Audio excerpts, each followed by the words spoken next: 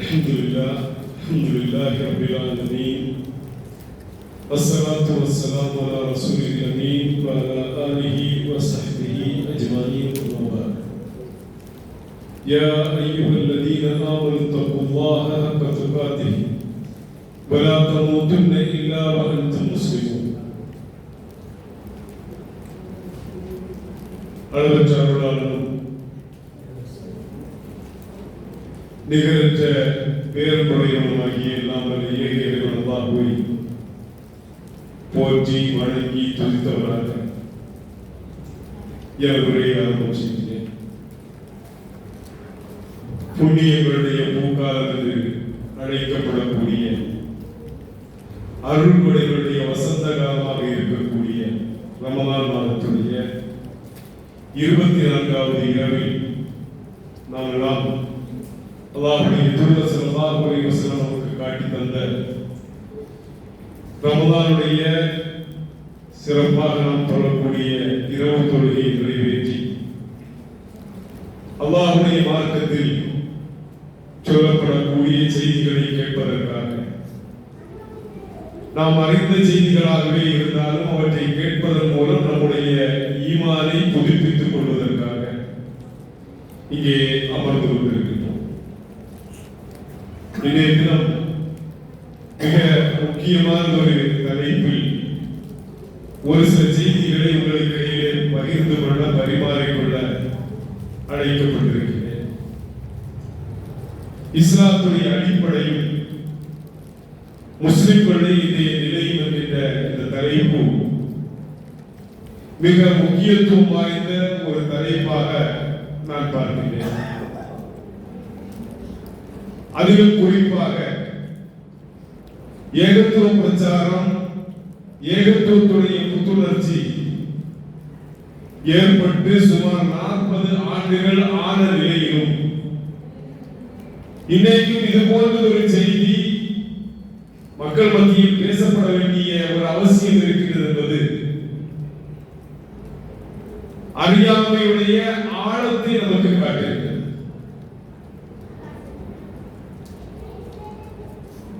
அல்லாஹ்வுடைய தூதர் ஸல்லல்லாஹு அலைஹி வஸல்லம் இந்த மார்க்கத்தை மக்களுக்கு முன்னால் நிலைநாட்டி இதில் கூட்டவோ குறைக்கவோ கூடாது என்கின்ற ஒரு கட்டளையோடு விடைவாங்கியதற்கு பின்னர் இன்னைக்கு இஸ்லாமிய சமூகம் மார்க்கம் என்கிற அடிப்படையில் செய்யக்கூடிய பல விஷயங்களும் கேள்விக்குறியாக நமக்கு முன்னால் இருந்து கொண்டிருப்பதை நாம் பார்க்கிறோம்.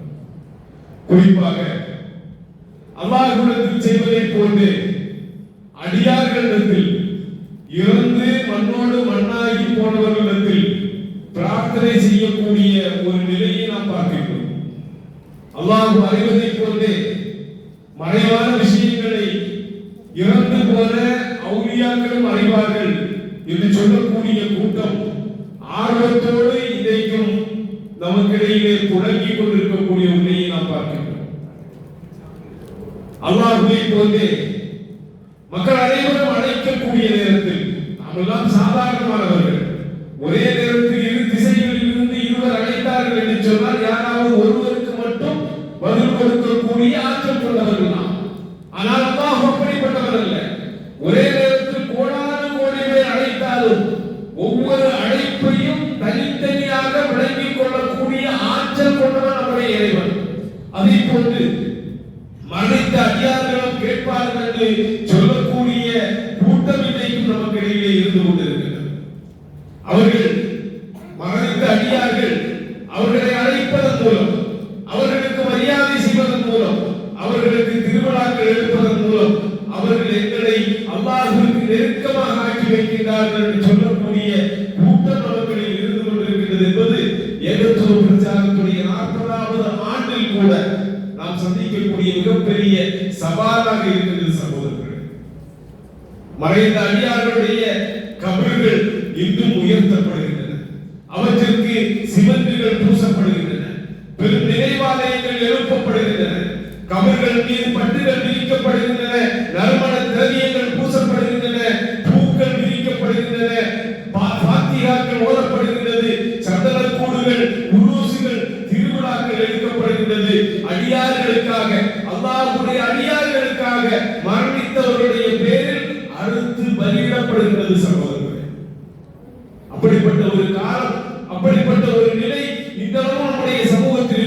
இருக்கக்கூடிய இந்த நிலையில் இது போன்ற செய்திகள் பேசப்படுவதன் மூலமாக தௌஹீதை பேசுபவர்களுக்கு தௌஹீதை உணர்ந்திருக்கின்றோம் என்று சொல்லக்கூடிய நாம் இந்த செய்தியை கேட்பதன் மூலமாக ஒன்று நம்முடைய இதயங்கள் புத்துணர்ச்சி பெறுகிறது. இரண்டாவதாக நாம் நேசிக்கக்கூடிய ஒரு பெரும் கூட்டம் நமக்கு சுற்றும் இருந்து கொண்டிருக்கிறது. நாம் அறியக்கூடிய நிலையில், நாம் பார்க்கக்கூடிய நிலையில் அவர்கள் அல்லாஹ்வுடைய கோபத்திற்கு ஆளாகிவிடக் கூடாதே என்கிற இயல்பான நல்லெண்ணத்தோடு இந்த செய்திகள் மக்களுக்கு மத்தியில் பிரச்சாரம் செய்யப்பட வேண்டும். சுமார் 35 ஆண்டுகளுக்கு முன்னால் அல்லது 37 ஆண்டுகளுக்கு முன்னால் நான் ஏகத்துவ கொள்கையை ஏற்றுக்கொள்ளக்கூடிய இங்கே இருக்கக்கூடிய சிறு பருவத்தில் இருக்கக்கூடிய இளைஞர்களுடைய மாணவர்களுடைய பருவத்தில் ஏகத்துவத்தை வாழ்க்கை நெறியாக ஏற்றுக்கொள்ளக்கூடிய அந்த காலகட்டத்தில் அதிகமாக நாம் கேட்ட உரைகளுடைய தலைப்பு அந்த தலைப்பு பிரார்த்தனை, அதுதான் வணக்கம் என்பதால் பலமுறை திரும்ப திரும்ப கேட்டு நம்மோடு யாரெல்லாம் விவாதம் செய்ய வருகின்றார்களோ பேச வருகின்றார்களோ அவர்களுக்கு முன்னால் அந்த செய்திகளை திரும்ப திரும்ப எடுத்து சொல்லி ஒவ்வொரு தெருவோரங்களிலும் மக்களுக்கு மத்தியில் நின்று பேசிய காரணங்கள் உண்டு. ஆனால் இன்றைக்கெல்லாம் தௌஹீத்வாதிகள் உயர்ந்த நிலைக்கு சென்று விட்டோம். நாமெல்லாம் மக்களை கண்டால் மார்க்கம் பேசுவதில் ஒரு மார்க்கமாக பேசிக் கொண்டிருக்கின்றோம். மார்க்கத்தை அடிப்படையாக மக்களை நரகிலிருந்து சுவனத்திற்கு அழைப்பதுதான் நம்முடைய பணி என்பதை மறந்து கொண்டவர்களாக நாம் இருந்து கொண்டிருக்கிறோம். எனவே இந்த உரை நம்முடைய ஈமானை புத்துணர்ச்சி ஏற்படுத்தக்கூடிய ஒரு உரையாக நீங்கள் பார்க்க வேண்டும். இந்த உரையில் மறைந்த அடியார்கள் நம்மை அல்லாஹ்வுக்கு நெருக்கமாக ஆக்குவார்கள் என்கின்ற அடிப்படையில் அவர்களிடத்திலே பிரார்த்தனை செய்வது, அவர்களுக்கு மறைவான காரியங்கள் தெரியும் என்கின்ற நம்பிக்கை போன்றவற்றை இஸ்லாமிய அடிப்படையாக இருக்கக்கூடிய, அதிலும் குறிப்பாக திருக்குர்ஆன் என்ன சொல்லுகின்றது என்ற அடிப்படையில் நாம் பார்க்க விரும்புகிறோம். இன்றைய முஸ்லிம்களுடைய நிலையை நாம் பார்க்கக்கூடிய நேரத்தில் அதற்கு முன்னதாக நாம் பார்க்க வேண்டிய ஒரு செய்தி உண்டு. அது என்னவென்றால் அல்லாஹ்வுடைய தூதர் ஸல்லல்லாஹு அலைஹி வஸல்லம் இந்த மார்க்கத்தை மக்களுக்கு எடுத்து வைக்கக்கூடிய அந்த காலகட்டத்திற்கு முன்னால் ஹிராவுடைய அந்த குகையில் மாணவர் ஜிப்ரீல் அலைஹிஸ்ஸலாம் வந்து இறங்கி நபியே ஓதுவீராக என்று சொல்லி நபியாக அவரை தேர்வு செய்து திருக்குர்ஆனை நபிகள் நாயகம் ஸல்லல்லாஹு அலைஹி வஸல்லம் அவர்களுக்கு கொடுப்பதற்கு முன்னால் மக்காவுடைய மக்கள் என்ன நிலையில் இருந்தார்கள் என்பதை பற்றி நாம் அறிந்து கொள்ள வேண்டும். மிக முக்கியமாக நாம் அறிய வேண்டிய செய்தி அது. அதை அறிந்தால்தான் அல்லாஹ்வுடைய தூதர் என்ன சீர்திருத்தத்தை அந்த சமூகத்தில் செய்தார்கள், என்ன மாற்றத்தை செய்தார்கள், இன்று நாம் பார்க்கக்கூடிய மக்களுக்கு மத்தியில் என்ன பிரச்சனைகள் இருக்கின்றது என்பதை நம்மால் விளங்க முடியும். எனவே என்னுடைய உரையை நபிகளாருடைய காலத்தைய நபிகளாருக்கு நபித்துவம் கிடைக்கக்கூடிய அந்த காலகட்டத்தில் மக்காவில் இருந்த மக்களுடைய நிலை எவ்வாறு இருந்தது என்பதிலிருந்து தொடங்கலாம் என்று நினைக்கிறேன். நபிகள் நாயகம் ஸல்லல்லாஹு அலைஹி வஸல்லம் நபியாக வருவதற்கு முன்னால் இப்ராஹிம் அலைஹிஸ்ஸலாம் ஏகத்துவத்துடைய அடிப்படையில் கட்டமைத்த மக்கா, ஏகத்துவத்துடைய அடிப்படையில் கட்டமைத்த மக்கா தன்னுடைய தூய்மையை இழந்திருந்த ஒரு நிலையை பார்க்கிறோம். எந்த அளவுக்கு என்று சொன்னால் எந்த சிலைகளுக்கு எதிராக பிரச்சாரம் செய்து தனி இடம் கண்டு மக்காவில் தன்னுடைய குடும்பத்தை குடியமர்த்தினாரோ அந்த மக்காவில் அல்லாஹ் மட்டும்தான் பூமியில் வணங்கப்பட வேண்டும் என்கின்ற எண்ணத்தோடு நபி இப்ராஹிம் அலைஹிஸ்ஸலாமும் நபி இஸ்மாயில் அலைஹிஸ்ஸலாம் அவர்களும் எழுப்பிய காபத்துல்லாவில் ஒரு சிலையாக நபி இப்ராஹிம் அலைஹிஸ்ஸலாம் வைக்கப்பட்டிருந்தார்கள் என்கிற நிலை அந்த காலகட்டத்தில் இருந்தது. அல்லாஹ்வை வணங்குவதற்காக உருவாக்கப்பட்ட காபத்துல்லாவில் 360க்கும் மேற்பட்ட சிலைகள் இருந்தது. அவற்றை வணங்கி வழிபட்டார்கள். குபல் என்றும் லாத் என்றும் உஸ்ஸா என்றும் மனாத் என்றும் என்ற பெயர்களில் சிலைகளை வணங்கி வழிபட்டுக் கொண்டிருந்தார்கள். அவர்கள் அவைகளுக்கு நேர்ச்சைகளை செய்தார்கள், விலங்குகளை அறுத்து பலியிட்டார்கள், காபாவை நிர்வாணமாக தவாஃப் செய்தார்கள். நாங்கள் எல்லாம் பாவிகள், பாவம் செய்யக்கூடிய நேரத்தில் அணிந்திருந்த ஆடைகளை பயன்படுத்தி காபாவை வலம் வருவதை நாங்கள் வெறுக்கின்றோம் என்று சொல்லி நிர்வாணமாக தவாஃப் செய்தார்கள். திருவிழாக்களை நடத்தினார்கள்.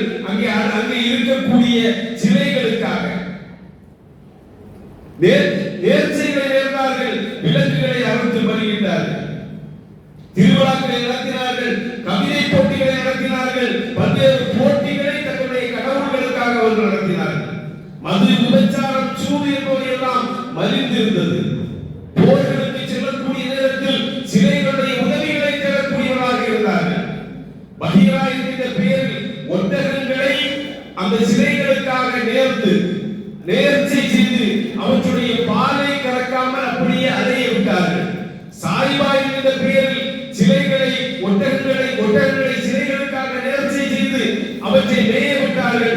அவற்றின் மீது சுமைகள் ஏற்றப்படக்கூடாது என்ற சட்டம் இருந்தது.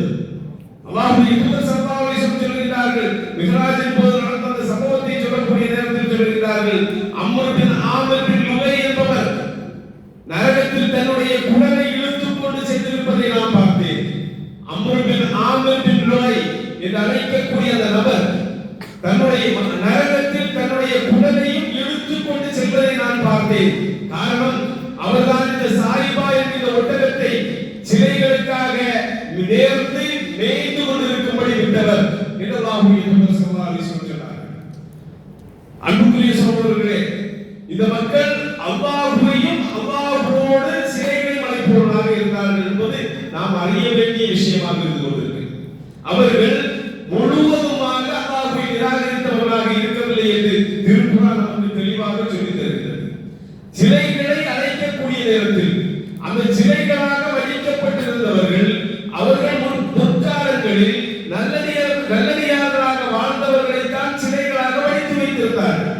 அந்த சிலைகளை வணங்கக்கூடிய நேரத்தில் அவர்கள் என்ன செய்தார்கள் என்று சொன்னால், என்ன எண்ணினார்கள் என்று சொன்னால், இன்றைக்கு நம்முடைய மக்கள் சொல்கிறார்களா இல்லையா, மறைந்து போன அவுலியாக்கள் எங்களுக்காக அல்லாஹ்விடத்தில் பரிந்துரை செய்வார்கள் என்று சொல்கிறார்களா இல்லையா, இதை போன்று அவர்கள் சொல்லிக் கொண்டிருந்தார்கள். 10வது அத்தியாயத்துடைய 18வது வசனத்தில் அல்லாஹ் நமக்கு அதை சொல்லித் தருகிறார்.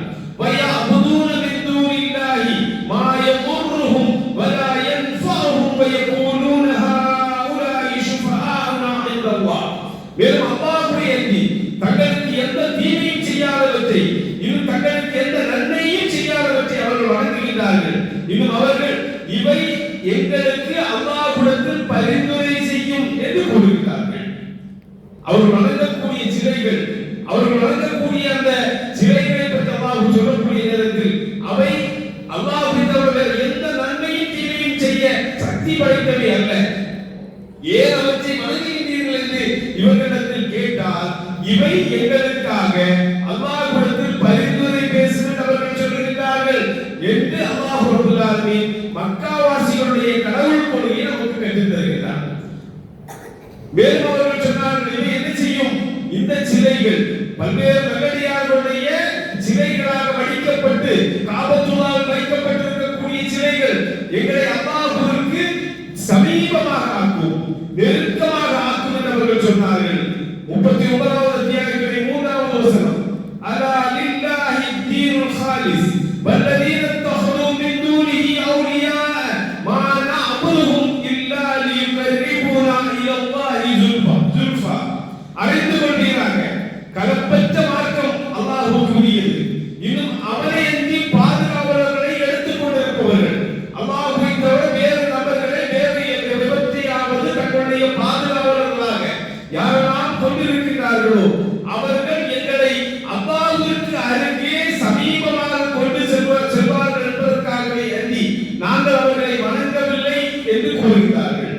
என்ன சொல்கிறார்கள், இந்த சிலைகள் இவற்றை நாங்கள் ஏன் வணங்குகின்றோம், இவை எங்களை அல்லாஹ்வுக்கு சமீபமாக கொண்டு செல்லும், அல்லாஹ்வுக்கு நெருக்கமாக ஆக்கும், எனவே தான் நாங்கள் அவற்றை வணங்குகின்றோம் என்று அவர்கள் சொன்னார்கள். இன்னைக்கு நமக்கு சொல்லப்படுவதை போன்று அல்லாஹ்வை பற்றிய ஞானம் இல்லாதவர்களாக மக்காவாசிகள் இருக்கவில்லை. அல்லாஹ் தான் சுப்ரீம் காட் என்ற நம்பிக்கை அவர்கள் கொண்டிருந்தார்கள். எந்த அளவுக்கு நம்பிக்கை கொண்டிருந்தார்கள், அல்லாஹ் ரப்பல் ஆலமீன் சொல்கிறார் பாருங்கள், 29வது அத்தியாயத்துடைய 61வது வசனம், வலஇன் சஅல்தஹும் மன் خلقஸ் ஸமாவாதி வல் அர்த வஸஹரஸ் ஷம்ஸ வல் கமர லயகூலுன அல்லாஹ். அவர்களிடத்திலே கேளுங்கள் நபியே, அவர்களிடத்திலே நீங்கள் கேட்டு பாருங்கள், வானங்களையும் பூமியையும் படைத்து சூரியனையும் சந்திரனையும் தன் அதிகாரத்தில் வசப்படுத்தி இருப்பவன் யார் என்று அவர்களிடத்தில் நீங்கள் கேட்டால் அவர்கள் என்ன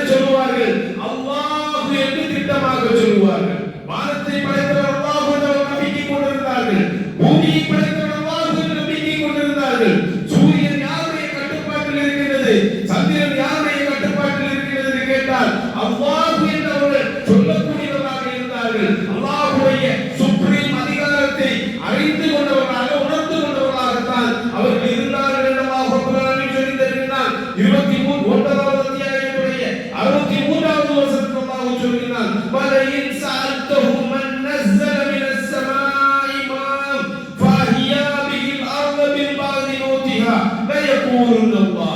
இன்னும் அவர்களிடத்தில் நீங்கள் கேளுங்கள், வானத்திலிருந்து நீரை இறக்கி மழையை இறக்கி பிறகு அதனை கொண்டு பூமியை அது காய்ந்து செத்த பின் உயிர்ப்பிப்பவன் யார் என்று அந்த மக்காவுடைய காபிர்களிடத்தில் யாரை அல்லாஹ் ரப்பல் ஆலமீன் நிராகரிப்பார்கள் என்று சொன்னானோ, யாரை காபிர்கள் என்று அல்லாஹ் ரப்பல் ஆலமீன் சொன்னானோ அவர்களிடத்தில் நபியே நீர் கேளும், வானிலிருந்து யார் மழையை இறக்குகிறார்கள், அந்த மழையானது செத்து போன பூமிக்கு உயிர் கொடுக்கின்றது, அந்த மழை இறக்கியது யார் என்று நீங்கள் கேட்டால் அவர்கள் சொல்லுவார்கள் அல்லாஹ் என்று சொல்லுவார்கள் என்று அல்லாஹ் ரப்பல் ஆலமீன் நமக்கு கற்றுத் தருகிறார். மக்காவாசிகள் அல்லாஹ்வை அறியாதவர்கள் அல்ல. ஒரு துன்பம் ஏற்பட்டால் என்ன செய்வார்கள் அல்லாஹ் சொல்கிறான். 31வது அத்தியாயத்துடைய 32வது வசனம், வைதா ஹஷியஹும் மௌஜுன் கவ்வுலி தஅல்லாஹ் முக்லிஸின் லஹுத்தீன். கப்பலிலே அவர்கள் செல்லக்கூடிய நேரத்தில் அவர்களை முகடுகளை போன்ற அலைகள் சூழ்ந்து கொள்ளும் என்று சொன்னார்.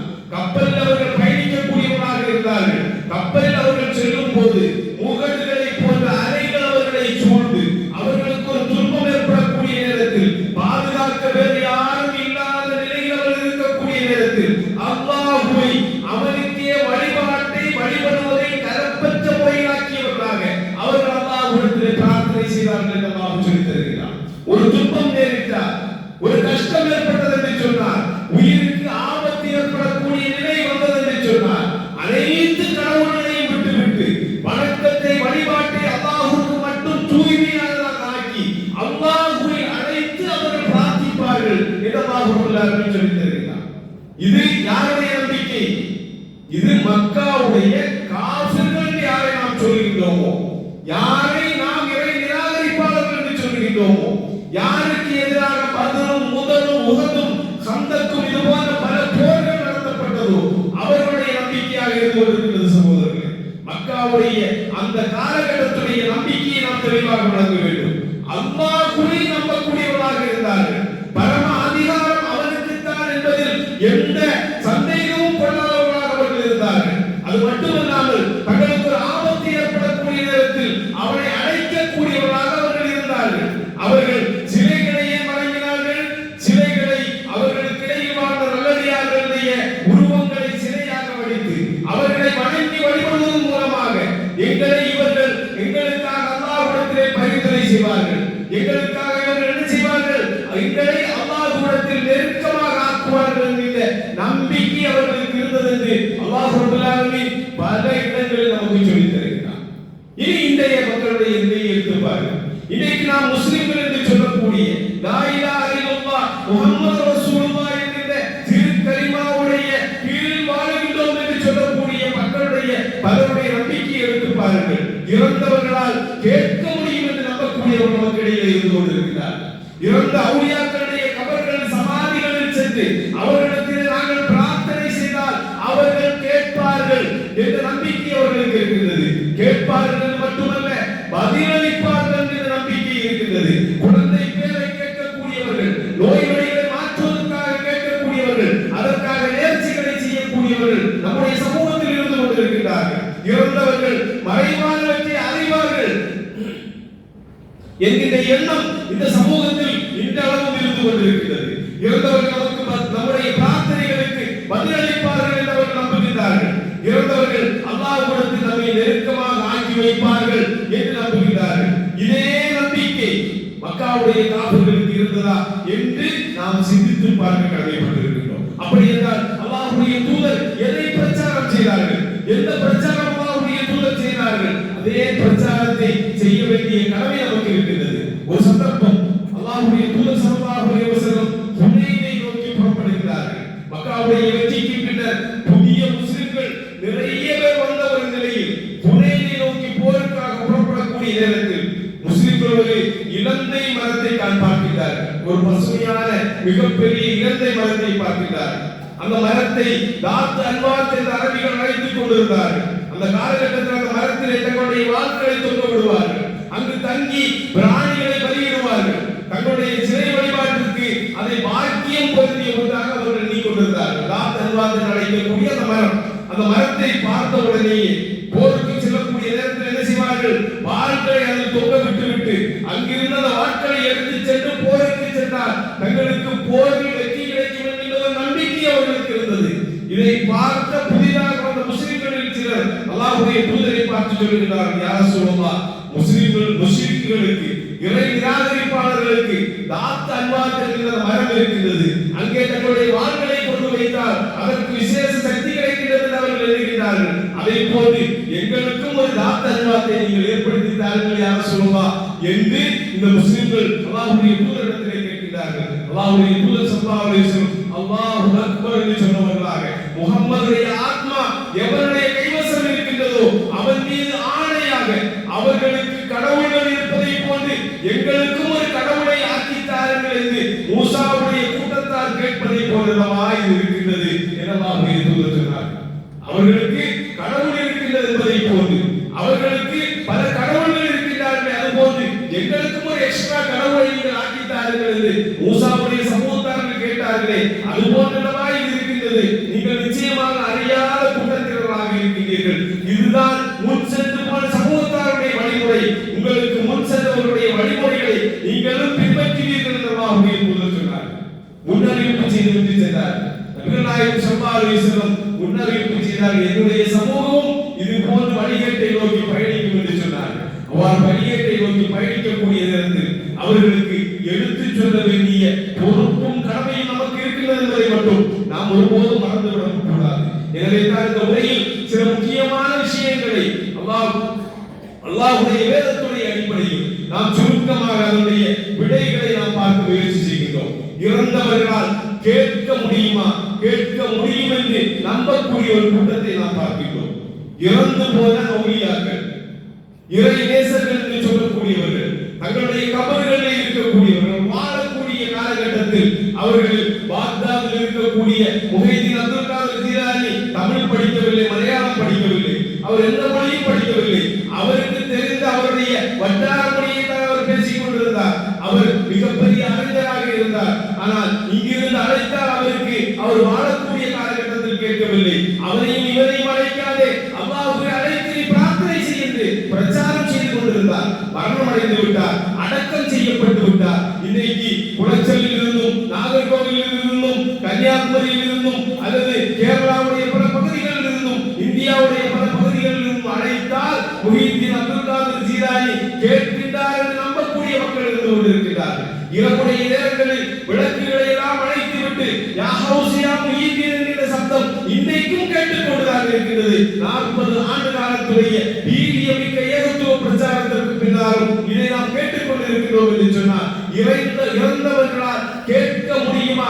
அல்லாஹ் என்ன சொல்லுகிறார்? நாம் பார்க்க கடமைப்பட்டிருக்கிறோம். அவருடைய வேதம் என்ன சொல்லுகிறது?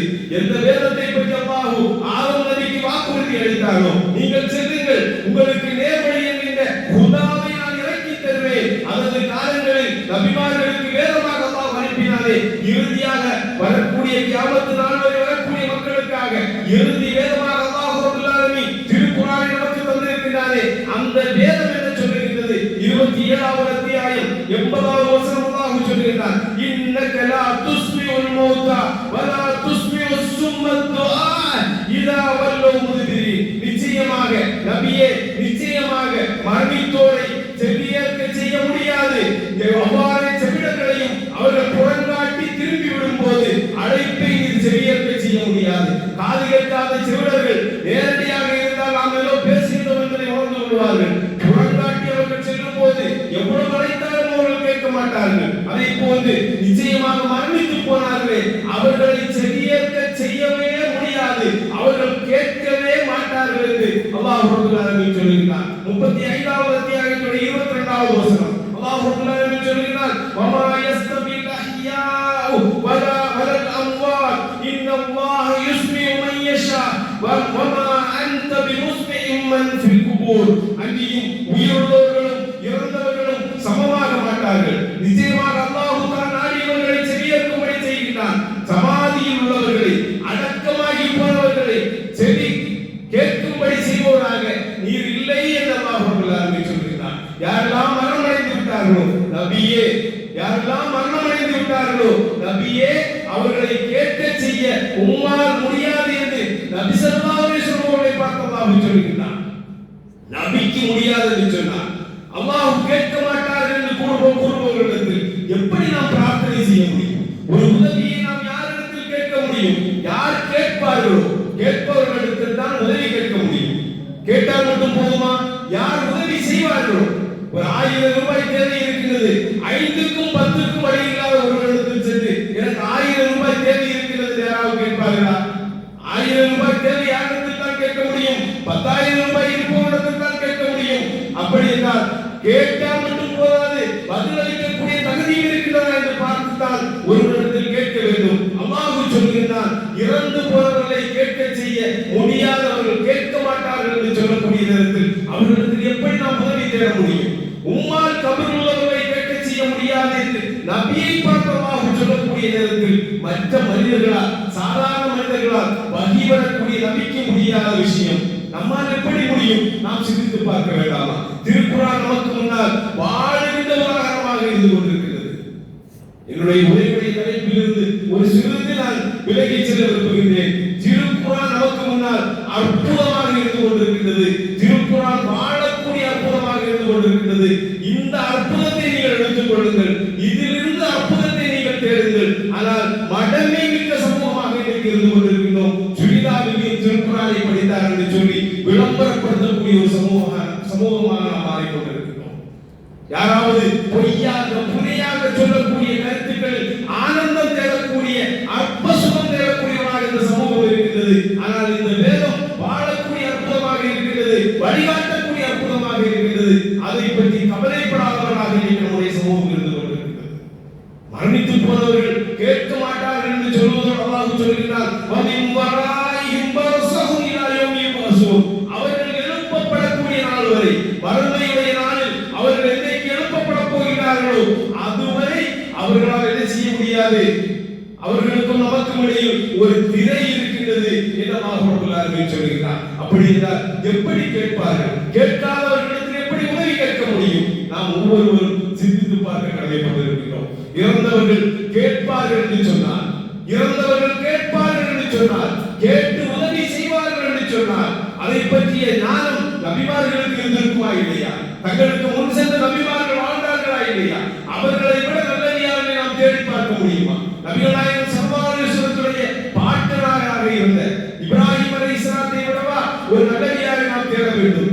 ஏன் நபிகள் நாயகம் ஸல்லல்லாஹு அலைஹி வஸல்லம் இப்ராஹிம் அலைஹிஸ்ஸலாத்திற்கு பிரார்த்தனை செய்யவில்லை?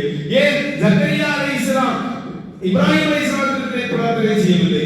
ஏன் அய்யூப் அலைஹிஸ்ஸலாம் தன்னுடைய பாட்டனாக இருக்கக்கூடிய இப்ராஹிம் அலைஹிஸ்ஸலாத்திற்கு பிரார்த்தனை செய்யவில்லை? நாம் சிந்தித்து பார்க்க கடமைப்பட்டிருக்கிறோம். சஹாபாக்கள் வாழ்ந்தார்கள். இந்த சமூகத்துடைய தலை சிறந்த சமூகம் சஹாபாக்கள்.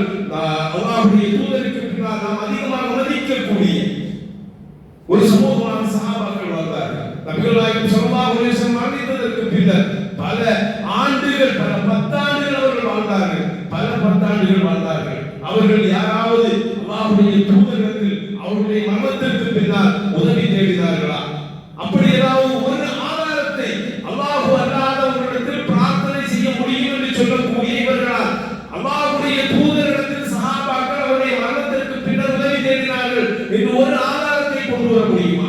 4 மதுஹப் என்று சொல்லி பெருமை அளிக்கக்கூடியவர்கள் 4 இமாம்கள் இருக்கின்றார்கள்.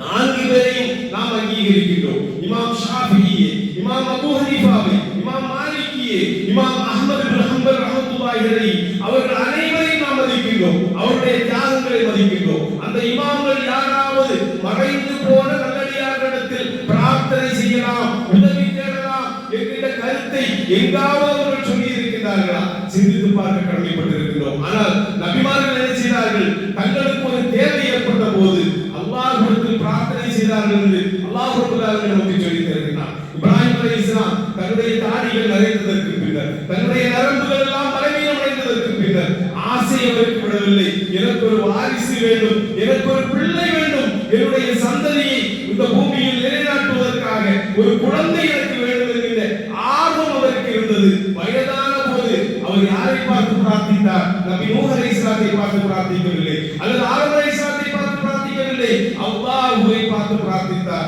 ரப்பி ஹப்லி மினஸ் ஸாலிஹீன், என்னுடைய இறைவா நல்ல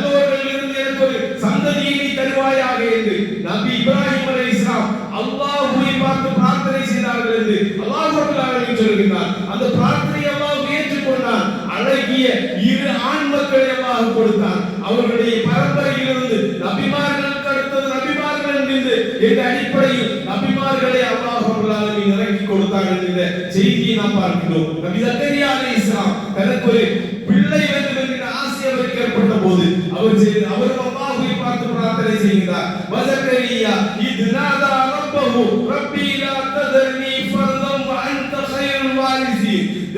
இன்னும் ஜக்கரியா தன்னுடைய இறைவனிடம், என் இறைவா, நீ என்னை சந்ததி இல்லாமல் தனித்து விட்டு விடாதே, சந்ததி இல்லாத தனித்தவனாக என்னை நீ விட்டு விடாதே, நீயோ அனந்தரம் கொள்வோரில் மிகவும் மேலானவன் என்று பிரார்த்தித்தார்.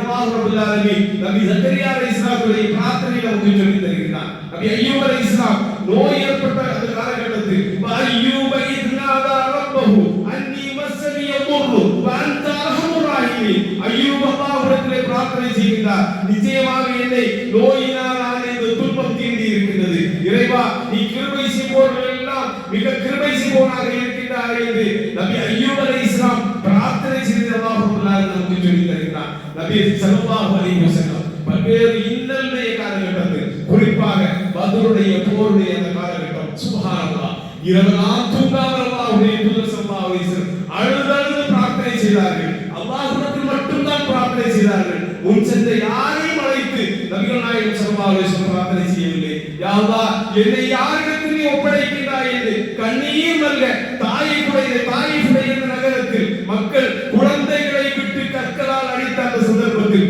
அல்லாஹ்வுடைய தூதர், என்னை யாரிடத்தில் யா அல்லாஹ் நீ ஒப்படைக்கின்றாய் என்று அழுது பிரார்த்தனை செய்யக்கூடிய நேரத்தில் அல்லாஹ்விடத்தில் தான் அவர்கள் பிரார்த்தனை செய்தார்களே தவிர வேறு யாரிடத்திலும் பிரார்த்தனை செய்யவில்லை என்பதை நாம் தெளிவாக விளங்கிக் கொள்ள கடமைப்பட்டிருக்கின்றோம். திருக்குர்ஆனுடைய ஒரு சட்டையிலிருந்து மறு சட்டை வரை பயணித்தாலும் இதற்கு ஆதாரமாக எதையும் இவர்களால் கொண்டு வர முடியாது. அல்லாஹ் அல்லாதவர்களிடத்தில் பிரார்த்தனை செய்யலாம், உதவி தேடலாம் என்பதற்கு எந்த ஆதாரத்தையும், மறைந்து போன மண்ணோடு மண்ணாகி போனவர்களிடத்தில் பிரார்த்தனை செய்யலாம் என்கிற எந்த ஆதாரத்தையும் யாராலும் ஒருபோதும் கொண்டு வர முடியாது என்பதை நாம் தெளிவாக விளங்கிக் கொள்ள கடமைப்பட்டிருக்கின்றோம். அல்லாஹ்வுடைய தூதர் ஸல்லல்லாஹு அலைஹி வஸல்லம் சொன்னார்கள், அத்துஆஉ ஹுவல் இபாதா, பிரார்த்தனை இருக்கிறது அதுதான் வணக்கம் என்று சொன்னார்கள்.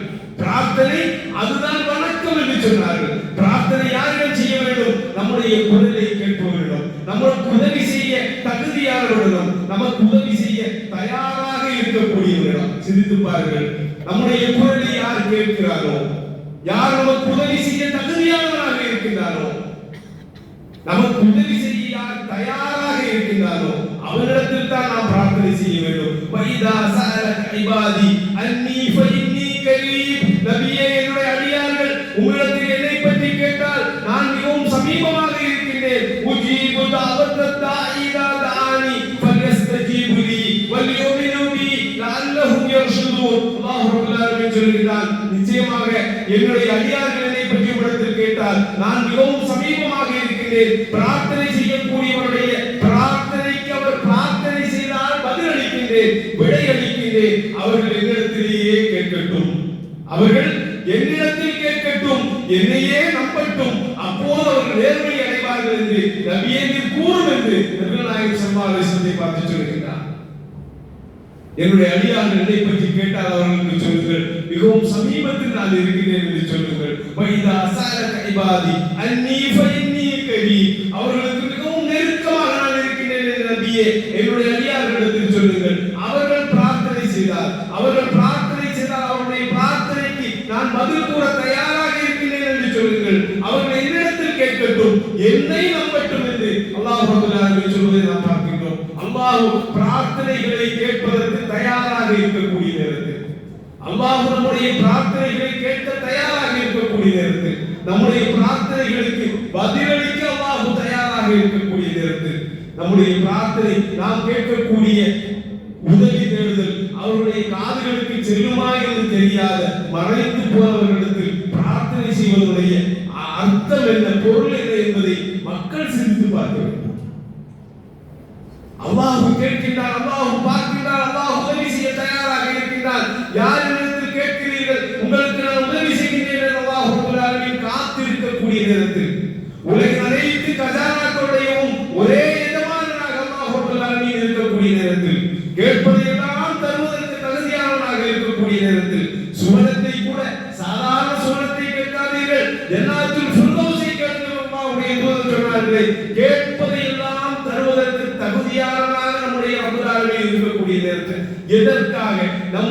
அழைப்பை கேட்பார்களா?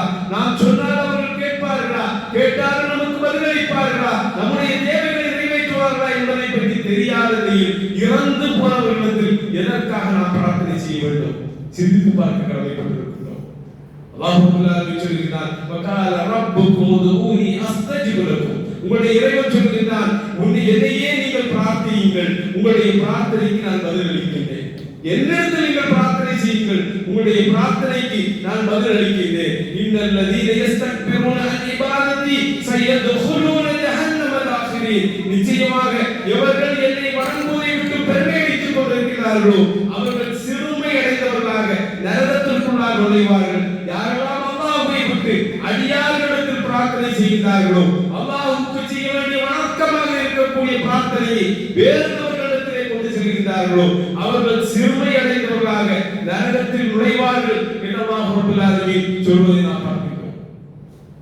அல்லாஹ்வை தவிர நமக்கு எவ்வித நன்மையையும் எவ்வித தீமையும் செய்யாதவற்றை நீர் பிரார்த்திக்க வேண்டாம். அப்படி செய்தால் நிச்சயமாக நீர் அநியாயக்காரர்கள் ஒருவராக ஆகிவிடுவீர் என்று நபியை பார்த்து அல்லாஹ் சொல்கிறார். அல்லாஹ் ரப்பல் ஆலமீன் சொல்கிறார், வலா ததுஉ மின் தூனில்லாஹி மா லா யன்ஃபஉக வலா யதுர்ருக் ஃபஇன் ஃபஅல்த ஃபஇன்னக இதம் மினல் ஸாலிமீன். அல்லாஹ்வை தவிர நமக்கு எந்த விதமான நன்மையையும் எந்த விதமான தீமையும் செய்யாதவற்றை நீர் பிரார்த்திக்க வேண்டாம். அவ்வாறு செய்தால், நீர் அப்படி செய்தால் நீர் அநியாயக்காரராக ஆகிவிடுவீர் என்று அல்லாஹ்வுடைய தூதரை பார்த்து அல்லாஹ் சொல்கிறார். அல்லாஹ்வை தவிர வேறு யாரிடத்திலும் பிரார்த்தனை செய்ய வேண்டாம். பிரார்த்தனை ஒரு வணக்கமாக இருந்து கொண்டிருக்கிறது. வணக்கத்திற்குரியவன் அல்லாஹ்வை தவிர வேறு இல்லை என்கின்ற சாட்சியம் போடக்கூடிய நம்மால் எப்படி அந்த பிரார்த்தனை என்கிற வணக்கத்தை மரணமடைந்தவர்களுக்கு செலுத்த முடியும்? அப்படி ஒரு வழிகாட்டுதல் இந்த மார்க்கத்தில் இல்லை. நபி இப்ராஹிம் அலைஹிஸ்ஸலாம் மில்லத் அபீக்கும் இப்ராஹிம் என்று சொல்லக்கூடிய இந்த மார்க்கத்தில், இப்ராஹிம் அலைஹிஸ்ஸலாத்துடைய மார்க்கமாக இருக்கக்கூடிய இந்த மார்க்கத்தில் அப்படி ஒரு வழிகாட்டுதலை நபி இப்ராஹிம் அலைஹிஸ்ஸலாம் நமக்கு கற்றுத் தரவில்லை. நபிகள் நாயகம் ஸல்லல்லாஹு அலைஹி வஸல்லம் கற்றுத் தரவில்லை. அவர்களிடத்தில் மார்க்கம் பயின்ற சஹாபாக்கள் அப்படி ஒரு வழிகாட்டுதலை நமக்கு கற்றுத் தரவில்லை. இந்த மார்க்கத்தை மக்களுக்கு எளிதாக ஆக்கிய இமாம்கள் அவற்றை நமக்கு கற்றுத் தரவில்லை. எந்த பேரெடுத்து சொல்லக்கூடிய தகுதியான எந்த அறிஞர்களும் இந்த கருத்துக்கு ஆதரவானவர்களாக இல்லை என்கின்ற நிலையில் யாரை நம்பி நாம் வழிகேட்டை செய்து கொண்டிருக்கிறோம் என்று ஒவ்வொருவரும் சிந்தித்து பார்க்க வேண்டும். திருக்குர்ஆன் நமக்கு எதிராக நாளை அல்லாஹ்வுக்கு முன்னிலையில் சாட்சி சொல்லக்கூடிய ஒரு நிலை ஏற்படும் என்பதை ஒருபோதும் மறந்துவிடக் கூடாது சகோதரர்களே. மிகவும் விரிவாக பேச வேண்டிய ஒரு தலைப்பு இந்த தலைப்பு. பல நாட்களுக்கு பிறகு போன்ற தலைப்புகள் நம்முடைய பள்ளிவாசல்களில் பேசப்படுகிறது. அடிப்படையை நோக்கி நாம் மீண்டும் திரும்ப பயணிக்க வேண்டிய அவசியம் இருக்கின்றது. காரணம், மிக முக்கியமான பணி என்று சொன்னார். எது மிக முக்கியமான பணி என்றால் மக்களை நரகிலிருந்து காப்பாற்றுவதுதான். மக்களை நரகிலிருந்து காப்பாற்றுவதை விட நமக்கு வேறு முக்கியமான பணிகள் வேறு எதுவும் இல்லை என்பதை நாம் தெளிவாக விளங்கிக் கொள்ள கடமைப்பட்டிருக்கிறோம். இன்றைக்கு சொல்கிறார்கள், மறைந்து போன அடியார்களுக்கு மறைவான ஞானம் இருக்கின்றது என்று சொல்கிறார். இறந்து போனவர்களுக்கு அல்லது அவுலியாக்கள் என்று சொல்லக்கூடியவர்களுக்கு மறைவான விஷயத்தை பற்றிய ஞானம் இருக்கின்றது என்று சொல்லக்கூடிய விஷயங்களை நாம் பார்க்கிறோம். 27வது அத்தியாயத்தில் 65வது வசனத்தில் அல்லாஹ் ரப்பல் ஆலமீன் சொல்கிறார், குல்லா யஅலமு மன் ஃபிஸ் ஸமாவாதி வல் அர்தில் கைப இல்லல்லாஹ் வமா யஷ்குருன அய்யான யுபஸூன். இது நீர் கூறுவீராக, அல்லாஹ்வை தவிர்த்து வானங்களிலும் பூமியில் இருப்பவர் எவரும் மறைவாய் இருப்பதை அறிய மாட்டார்கள். அவர்கள் எப்போது எழுப்பப்படுவார்கள் என்பதை அவர்கள் அறிய மாட்டார்கள் என்று அல்லாஹ் ரப்பல் ஆலமீன் சொல்கிறார்.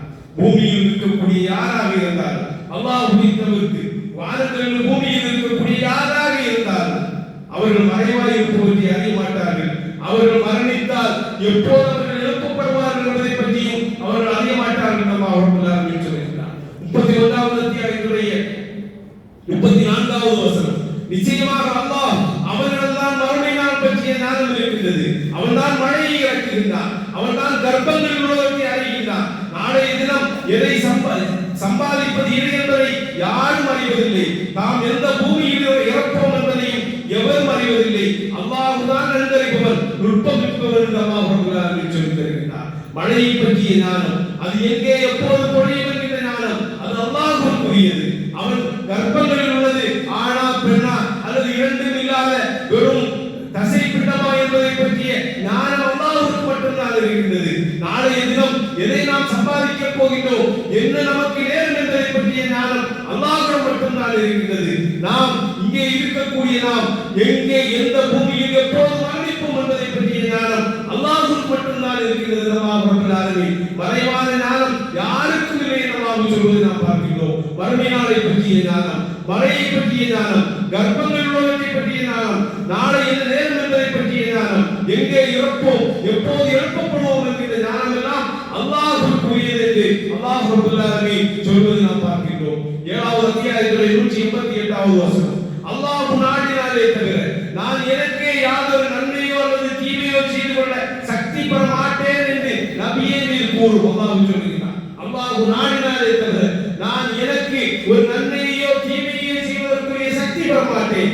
மறைந்திருப்பவற்றை நான் அறிபவனாக இருந்தால், கைபற்றின மறைவானவற்றை நான் அறிபவனாக இருந்தால் நன்மைகளை அதிகமாக செய்து கொண்டிருப்பேன். எந்த தீமையும் என்னை தீண்டுகிறாது. நம்பிக்கை கொள்ளும் கூட்டத்தினருக்கு நான் அச்சமூட்டி எச்சரிக்கை செய்பவனும் நன்மாராய கூறுபவனே தவிர வேறில்லை என்று அல்லாஹ்வுடைய தூதர் சொல்கிறார்கள். மறைவான விஷயம் எனக்கு தெரியாது, அது தெரிந்திருந்தால் நான் என்ன செய்வேன், நன்மைகளை அதிகமாக செய்திருப்பேன். எந்த தீமையும் என்னை தீண்டுகிறாது. அல்லாஹ்வுடைய தூதர் ஸல்லல்லாஹு அலைஹி வஸல்லம் அவர்கள் உஹதுடைய போர்க்களத்தில் குறிப்பிட்ட 40 சஹாபாக்களை அம்பையக்கூடிய வீரர்களை நிறுத்திவிட்டு இங்கிருந்து நகரக்கூடாது என்று கடுமையான ஒரு கட்டளையை போட்டுவிட்டு போர்க்களத்திற்கு செல்லக்கூடிய நேரத்தில் அல்லாஹ்வுடைய தூதர் அறிந்திருக்கவில்லை.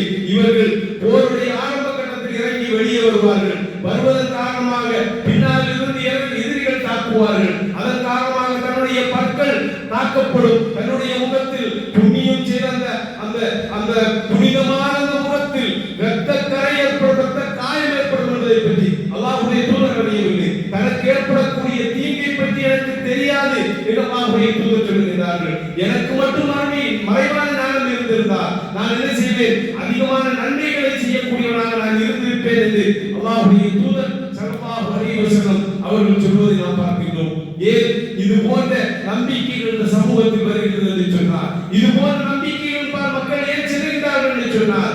ஒரு கூட்டம் அறிஞர்கள் தங்களை அழைப்பவர்கள் மக்களை தவறாக வழிநடத்தக்கூடியவர்களாக இருக்கிறார்கள். ஹலால்களை ஹராமாக ஆக்கக்கூடியவர்களாக, ஹராமை ஹலாலாக ஆக்கக்கூடியவர்களாக, ஆகுமானவற்றை ஹராமாகவும் ஹராமை ஹலாலாகவும் ஆக்கக்கூடியவர்களாக ஒரு கூட்டம் அறிஞர்கள் இருந்து கொண்டிருக்கிறார்கள்.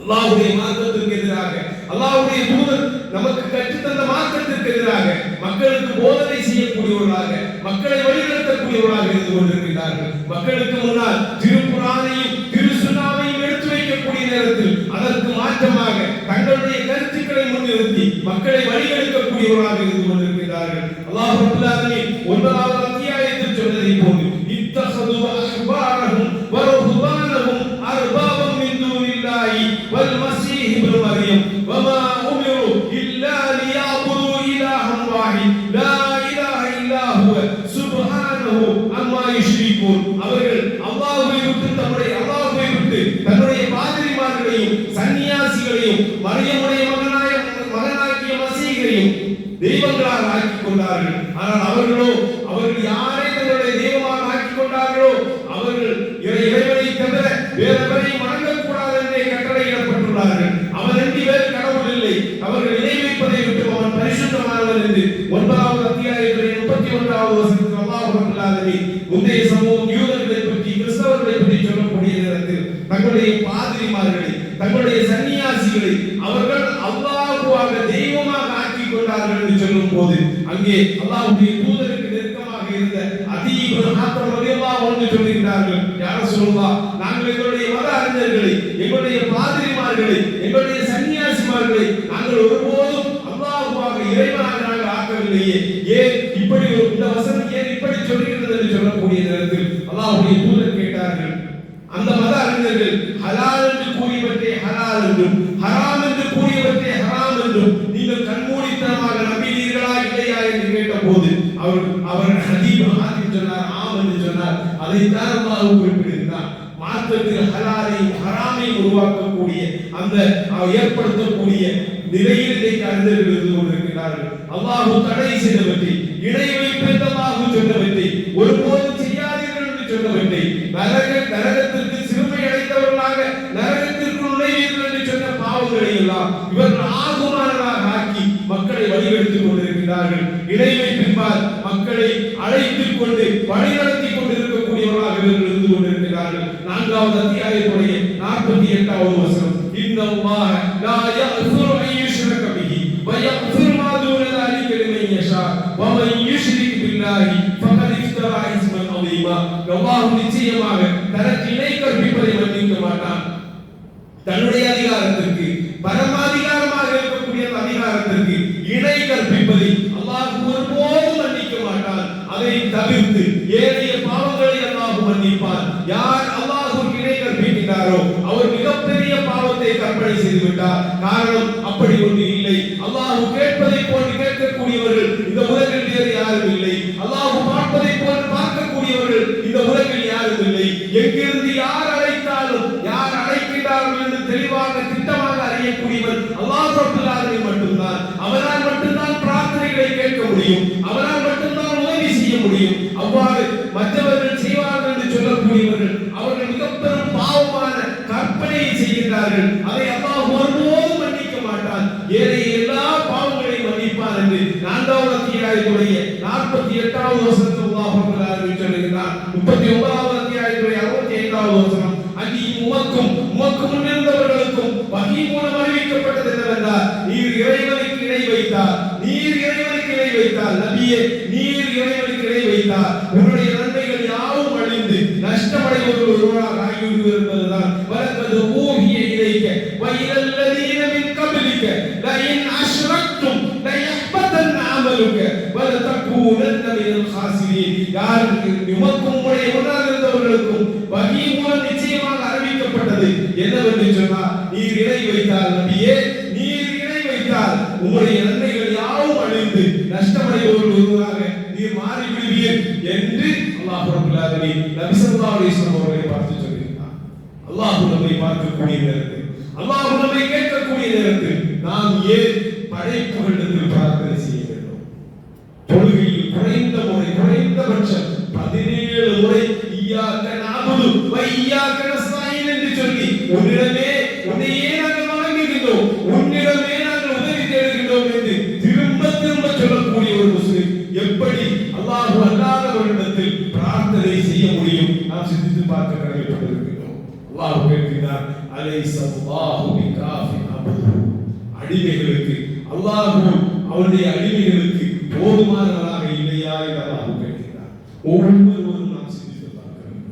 எனக்கு என்னுடைய இறைவன் போதுமானவராக இருக்கிறார் என்கிற எண்ணத்தை நம்முடைய மனங்களில் உறுதிப்படுத்திக் கொள்ள வேண்டும். அல்லாஹ் கேட்கிறார், அலைஸல்லாஹு பிகாஃபின் அப்துஹு.